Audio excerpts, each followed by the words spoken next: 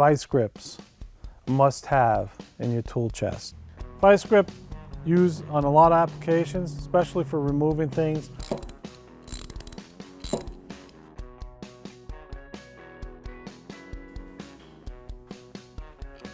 Or you just want to grab a fastener and hold it tight. And we're going to turn it.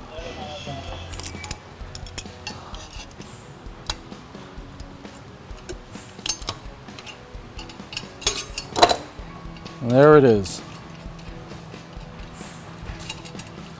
I snapped the tap, and the reason I snapped the tap was I hit a wall because I didn't drill straight through. So this is what not to do.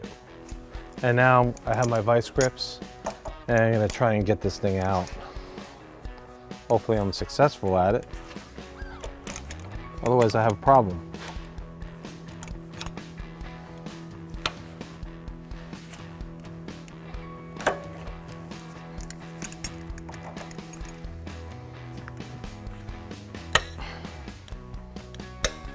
There we go.